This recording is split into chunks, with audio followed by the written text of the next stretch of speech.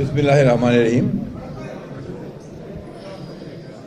আজকে এই সাংবাদিকদের সঙ্গে মত বিনিময় যে সভায় উপস্থিত আছেন, ইতিমধ্যে আপনারা শুনেছেন যে সিলেটের জেলার সভাপতি, মহানগরের ভারপ্রাপ্ত সভাপতি এবং আমাদের এই সিলেটের জেলার বিভিন্ন আসনগুলো থেকে যারা প্রতিদ্বন্দ্বিতা করছেন ধানের শীষ নিয়ে, আমাদের সেই সমস্ত সম্মানিত প্রার্থীগণ, আমাদের এখানে আছেন আমাদের মুক্তাদি সাহেব, মালেক সাহেব, পরে আছেন আমাদের রিফুল হক চৌধুরী, ইমরান আহমেদ চৌধুরী, আর সহসাংগঠনিক মেফতা সিদ্দিকী, আর কি আছেন মহানগরের সঙ্গে আছেন আমাদের ডক্টর ইনাম আহমেদ চৌধুরী, আর কি বাদ পড়লেন মহানগরের সেক্রেটারি ইমরান আহমেদ চৌধুরী। প্রিয় সাংবাদিক বন্ধুগণ, আসসালামু আলাইকুম। আপনারা ইতিমধ্যে শুনেছেন যে আমি সম্পূর্ণ ব্যক্তিগত একটা সফরে আমি আজকে সিলেটে এসেছিলাম। মূলত আমাদের অত্যন্ত শ্রদ্ধেয় আমাদের হযরত শাহজালাল পীর সাহেবের এই পীর সাহেবের দরগা জিয়ারত করতে এবং শাহপুরান সাহেবের দরগা জিয়ারত করতে আমরা এই করেই চলে যাব কিছুক্ষণ পরেই। এটার মূল কারণটা হচ্ছে যে আমি আমাদের দেশনেত্রী বেগম খালেদা জিয়ার ইন্তেকালের পরে আমার খুব ইচ্ছা ছিল যে এখানে এসে আমি তার রুহের মাগফিরাতের জন্য দোয়া চাইব। একই সঙ্গে আমাদের নেতা জনাব তারেক রহমান সাহেব তার সুস্বাস্থ্য, দীর্ঘায়ু এবং সাফল্যের জন্য দোয়া চাইব। আপনারা সবাই জানেন যে আমরা একটা দীর্ঘ সময় গণতন্ত্রের পুনঃপ্রতিষ্ঠার জন্যে, গণতন্ত্রের একটা প্রাতিষ্ঠানিক রূপ দেওয়ার জন্য আমরা সংগ্রাম করেছি, লড়াই করেছি প্রায় দীর্ঘ 15-16 বছর। এবং এই 15-16 বছরে আমাদের বিএনপির শুধু প্রায় 60 লক্ষ মানুষের বিরুদ্ধে মিথ্যা মামলা দেওয়া হয়েছে। আমাদের প্রায় 20,000 নেতা কর্মীকে হত্যা করা হয়েছে। আমাদের প্রায় আপনাদের এই সিলেটের অত্যন্ত কৃতি সন্তান এবং অত্যন্ত সংগ্রামী নেতা, সাংগঠনিক সম্পাদক জনাব ইলিয়াস আলী সহ প্রায় 1700 নেতা কর্মীকে গুম করে দেওয়া হয়েছে। এনফোর্স ডিসঅ্যাপিয়ারেন্সের তারা আপনার ভিকটিম হয়েছেন এবং গোটা বাংলাদেশে তারা একটা ত্রাসের রাজত্ব সৃষ্টি করে রেখেছিল। একটা আপনার স্টেট মানে অফ টোটাল ফিয়ার, ভয় দেখিয়ে মানুষকে তার যে অধিকার, সেই অধিকার থেকে তারা বঞ্চিত করছিল। একটু আল্লাহর অশেষ রহমতে জনগণের আন্দোলনের মধ্য দিয়ে, ছাত্র জনতার আন্দোলনের মধ্য দিয়ে, বিশেষ করে জুলাইয়ের আন্দোলনের মধ্য দিয়ে সেই ফ্যাসিস্ট শক্তি পরাজিত হয়েছে এবং দেশ ছেড়ে চলে যেতে বাধ্য হয়েছে। এরপরে অন্তর্বর্তী সরকারের যে নির্বাচনের ঘোষণা, সময়মতো নির্বাচনের ঘোষণা, এর মধ্য দিয়ে একটা আশার সঞ্চার হয়েছে জনগণের মধ্যে। যদি অনেক অনিশ্চয়তার কথা অনেকে বলেন, অনিশ্চয়তার কথা আপনার পত্রপত্রিকা মিডিয়াতে আসে, তারপরেও দেখা যাচ্ছে যে ধীরে ধীরে কিন্তু আমরা সেই নির্বাচনের যে পথ, সেই পথেই আমরা এগিয়ে চলেছি। 26 সালের ফেব্রুয়ারি মাসের 12 তারিখে নির্বাচন অনুষ্ঠিত হওয়ার কথা। এখন পর্যন্ত আপনারা জানেন যে বাছাইও হয়ে গেছে। এরপরে আপনার সর্বশেষ যেটা আসবে, প্রতীক বরাদ্দ আসবে, তারপরেই পুরোদমে নির্বাচনের প্রচারণা শুরু হবে। আমাদের কাছে এই নির্বাচনটা শুধু আমাদের কাছে নয়, জাতির জন্যে অত্যন্ত গুরুত্বপূর্ণ। এই জন্যে যে দীর্ঘ 15 বছর এই জাতি তাদের যে অধিকার, ভোট দেওয়ার যে অধিকার, সেই অধিকার থেকে তারা বঞ্চিত হয়েছে। আমরা যেটাকে সবসময় মনে করি যে গণতন্ত্রের একটা পূর্ব শর্ত হচ্ছে একটা নির্বাচনের মধ্য দিয়ে একটা নির্বাচিত পার্লামেন্ট গঠন করা এবং সেই পার্লামেন্টের মাধ্যমে একটি সরকার গঠন করা, যারা দেশে সত্যিকার অর্থেই একটা গণতান্ত্রিক ব্যবস্থা, গণতান্ত্রিক সুশাসন তারা এখানে প্রতিষ্ঠা করবেন এবং রুল অফ ল প্রতিষ্ঠা করবেন। এটা হচ্ছে যে মিনিমাম আপনার চাহিদা, নাগরিকদের ন্যূনতম চাহিদাই হচ্ছে যে তার যে সুশাসন থাকে, ন্যায় বিচার থাকে, বিচার বিভাগের স্বাধীনতা থাকে, আপনাদের যারা আপনারা মিডিয়ায় কাজ করছেন তাদের স্বাধীনতা থাকে লিখবার, কথা বলবার। এই বিষয়গুলো কিন্তু গত 15 বছর একদম পুরোপুরিভাবে আপনার তিরোহিত হয়ে গিয়েছিল। আজকে আবার সেই সুযোগ এসেছে আমাদের সামনে। এই সুযোগকে যদি আমরা সঠিকভাবে কাজে লাগাতে পারি, যে কথাটা আমরা সব সময় বলার চেষ্টা করছি, যে এই সুযোগকে আমাদেরকে কাজে লাগাতে হবে, এবং সেইটাই হচ্ছে যে একটা সত্যিকার অর্থে গণতান্ত্রিক একটা রাষ্ট্র নির্মাণ করতে হবে, একটা গণতান্ত্রিক সংস্কৃতি আমাদেরকে তৈরি করতে হবে। গণতন্ত্র একদিনে হয় না, গণতান্ত্রিক প্রতিষ্ঠানও একদিনে গড়ে ওঠে না। সমস্ত মানুষের প্রচেষ্টার মধ্য দিয়ে কিন্তু আপনার এই গণতান্ত্রিক একটা সংস্কৃতি গড়ে ওঠে, যার ফলে গণতন্ত্র একটা ভিত্তি পায়। দুর্ভাগ্যক্রমে আমাদের দেশে এই কিছুদিন থেকে অন্তর্বর্তী সরকার আসার পর থেকে গত 1 বছরে একটা আপনার আমি বলবো যে একটা খুবই ভয়ঙ্কর একটা কালচারের শুরু হয়েছে, যেটা হচ্ছে মব ভায়োলেন্স, মবক্রেসি, যেটা গণতন্ত্রকে একেবারে ধ্বংস করে দিচ্ছে। এখান থেকে সব সচেতনভাবে সবাইকে বেরিয়ে আসতে হবে এবং এর প্রতিরোধ গড়ে তুলতে হবে, এবং সেটা সম্ভব একমাত্র একটা গণতান্ত্রিক ব্যবস্থা যদি আমরা চালু করতে পারি এবং সুষ্ঠু নির্বাচন করতে পারি, তাহলে সেটা সম্ভব। আমরা অত্যন্ত আশাবাদী যে আগামী যে নির্বাচন 12 তারিখে, ফেব্রুয়ারি 12 তারিখে অনুষ্ঠিত হবে, এখানে যে সমস্ত দলগুলো অংশগ্রহণ করছেন তারা অবাধ সুষ্ঠু একটা নির্বাচন তারা করবেন। ইলেকশন কমিশনও তারা অত্যন্ত আপনার কনফিডেন্ট যে তারা এখানে সুষ্ঠুভাবে নির্বাচন করতে পারবেন। গভর্নমেন্টও সেইভাবেই কাজ করছে। সুতরাং আমরা মনে করি যে নির্বাচন তার পথে, তার গতিতে এগিয়ে চলেছে। আমরা সবাই যদি তাদেরকে সহযোগিতা করি, তা নিশ্চয়ই নির্বাচন কমিশন সফলভাবে একটি নির্বাচন উপহার দিতে সক্ষম হবে। আমি এইটুকুই বলতে চাই, শুধু আবারও এইটুকু বলতে চাই, দেশনেত্রী বেগম খালেদা জিয়া তিনি আমাদের শুধুমাত্র বিএনপির নেত্রী ছিলেন না, তিনি সমগ্র বাংলাদেশের নেত্রী ছিলেন, এবং বাংলাদেশে গণতন্ত্র প্রতিষ্ঠার জন্য তিনি তার সমস্ত জীবনটাই উৎসর্গ করেছেন। তার রাজনৈতিক জীবনের পুরোটাই হচ্ছে গণতন্ত্রের জন্য সংগ্রাম করা। সেই সংগ্রাম তিনি করেছেন এবং সেই সংগ্রামের মধ্য দিয়ে আমাদের মাঝ থেকে চলে গেছেন। আল্লাহর কাছে অশেষ শুকরিয়া আদায় করতে চাই যে তার চলে যাওয়াটা হয়েছে একটা রাজকীয় চলে যাওয়া।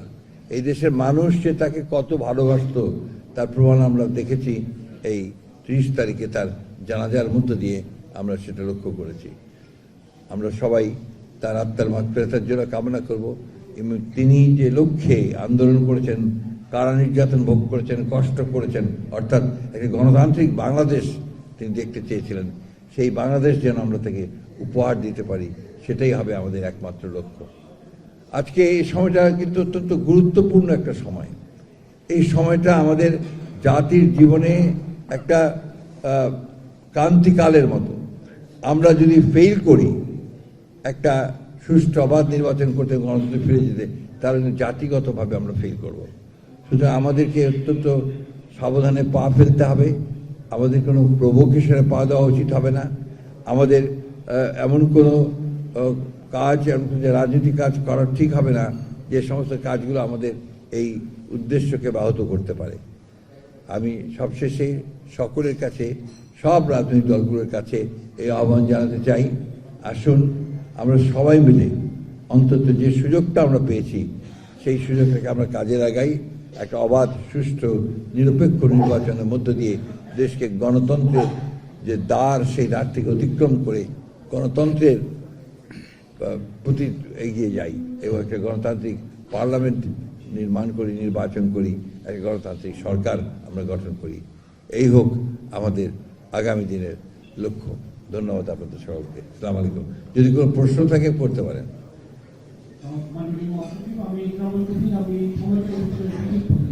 জি,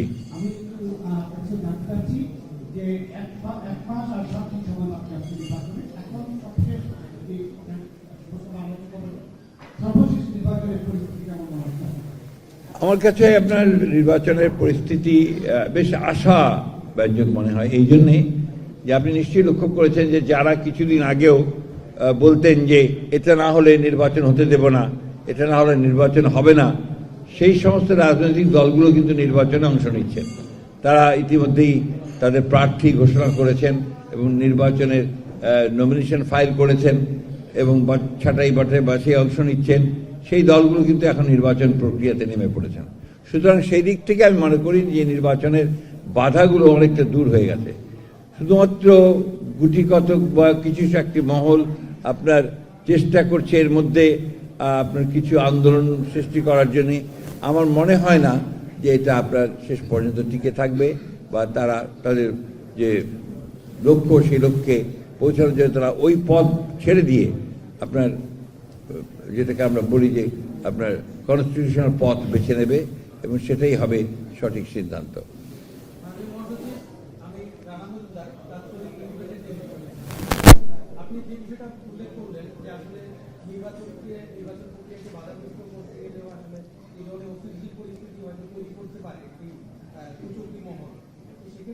না, সেটা বলিনি, কিন্তু আপনি কথাটাকে টুইস্ট করবেন না। আমি বলেছি যে আপনার এই ধরনের একটা আমরা দেখেছি যে সেটা হচ্ছে না, সবাই নির্বাচনের দিকে যাচ্ছে।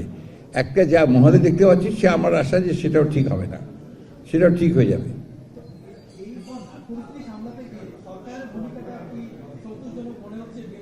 একটা জিনিস আমাদের সবাইকে মনে রাখতে হবে, এটা কিন্তু একটা অন্তর্বর্তীকালীন সরকার। এখন এটা আপনার কেয়ারটেকার গভর্নমেন্টে রূপ নিয়েছে। এটার পেছনে কোনো আপনার যে বলে যে জনগণের ম্যান্ডেট নাই, কিন্তু এর মধ্যে তারা যে কাজগুলো করেছে সেগুলোকে আপনাকে অবশ্যই তাদেরকে কৃতিত্ব দিতে হবে। তারা ইতিমধ্যেই সনদের আপনার সংস্কারের ব্যাপারে যে কাজগুলো করেছে, এই কাজগুলো বাংলাদেশের জাতীয় জীবনে নিঃসন্দেহে আপনার অত্যন্ত ইতিবাচক ভূমিকা রাখবে। এবং আমরা বিশ্বাস করি যে সংস্কারগুলোতে আমরা রাজনৈতিক দলগুলো প্রায় সবাই একমত হয়েছি। সেই সংস্কারগুলো হলে আমাদের রাজনৈতিক যে কাঠামোতে একটা গুণগত পরিবর্তন আসবে, এটা অবশ্যই আসবে। সামনে জি,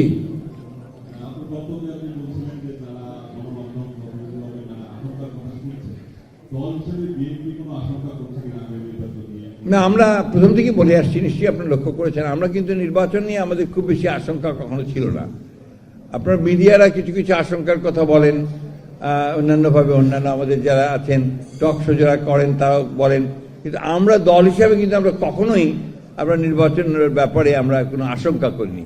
আমরা প্রথম থেকে নির্বাচন চেয়েছি এবং নির্বাচনের পথে থেকেছি, নির্বাচন প্রস্তুতি নিয়েছি এবং আমাদের বিশ্বাস ছিল যে নির্বাচন সঠিক সময় হবে। এবং অন্তর্বর্তীকালীন সরকারের প্রধান উপদেষ্টা এবং আমাদের নেতা তারেক রহমানের সঙ্গে লন্ডনে যে বৈঠক হয়েছে, সেই বৈঠকের পর থেকেই কিন্তু এটা নির্ধারিত হয়ে গেছে যে ইলেকশন হচ্ছে, সেটা সঠিক সময় উপযুক্ত নির্বাচন হবে।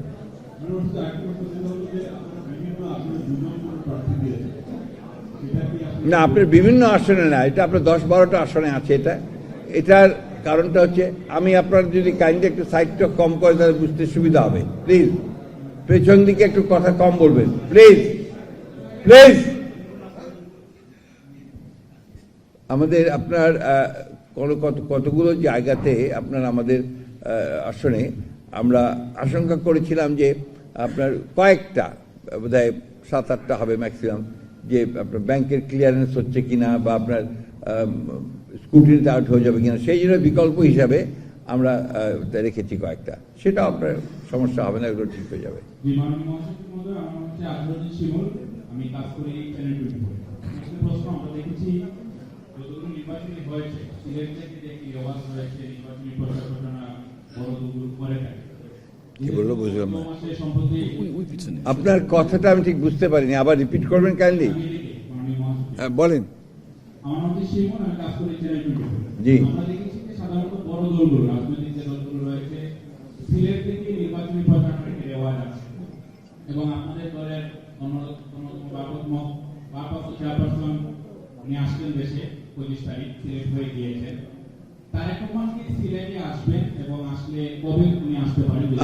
আমরা আশা করি যে এবারও আমাদের দেশনেত্রী বেগম খালেদা জিয়া যেভাবে সিলেট থেকেই তার নির্বাচনী প্রচারণা শুরু করতেন, আমাদের এখন ভারপ্রাপ্ত চেয়ারম্যান, কিন্তু আমার মনে হয় যে আমরা 2-1 দিনের মধ্যেই তাকে আমরা চেয়ারম্যান করতে পারবো, কারণ অলরেডি আমাদের যেহেতু আমাদের চেয়ারম্যান দেশনেত্রী বেগম খালেদা জিয়া আমাদের ছেড়ে চলে গেছেন, সুতরাং সেই জায়গায় অবশ্যই আমাদেরকে পূরণ করতে হবে।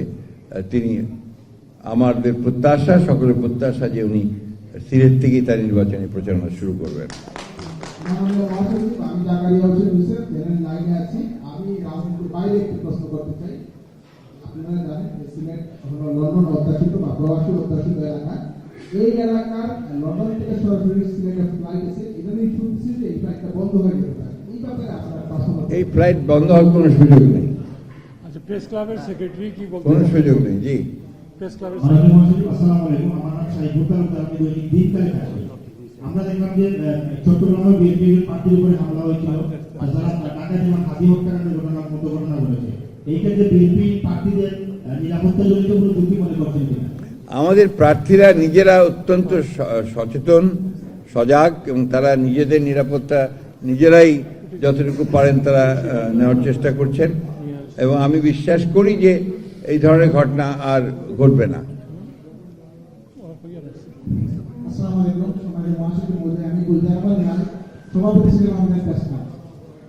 12ই ফেব্রুয়ারি ত্রয়োদশ জাতীয় সংসদ নির্বাচন, একই দিনে গণভোট রয়েছে। গণভোট সম্পর্কে দেশবাসীর বিষয়ে আপনি কি বলবেন?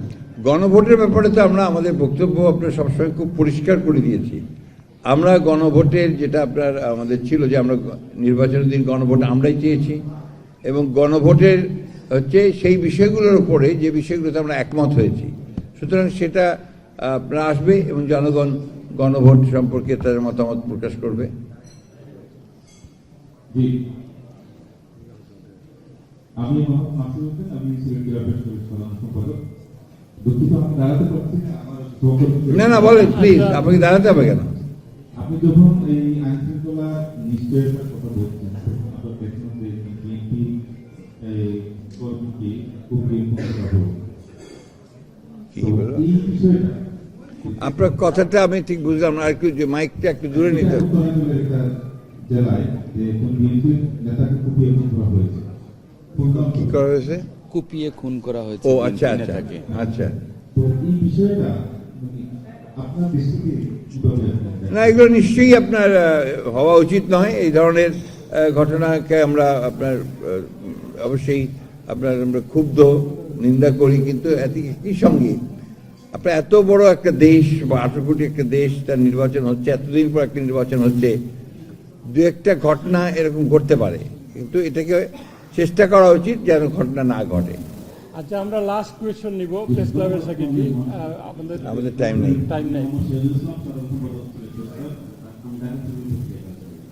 আমি সিলেটের বাইরে আমার ছোট একটি প্রশ্ন, আগামী 12 ফেব্রুয়ারি নির্বাচনে বিএনপি সংখ্যাগরিষ্ঠ আসনে জয়লাভ করে আপনারা সর্বদলীয় সরকার গঠন করবেন? আমাদের তো একটা ঘোষণা আছে, সর্বদলীয় নয়, আমাদের একটা ঘোষণা আছে যে আমরা যাদের সঙ্গে একসাথে আন্দোলন করেছি, যুগপৎ আন্দোলন করেছি, তাদেরকে নিয়ে আমরা একটা জাতীয় সরকার গঠন করব। এটা আমাদের ঘোষণা আছে, ডিক্লেয়ার্ড, কিন্তু এটা সর্বদলীয় নয়। আপনাদের সকলকে অসংখ্য ধন্যবাদ। আমাকে এখনই আবার ফ্লাইট ধরতে হবে। আপনাদের সহযোগিতার জন্য আন্তরিকভাবে ধন্যবাদ, কৃতজ্ঞতা। Thank you.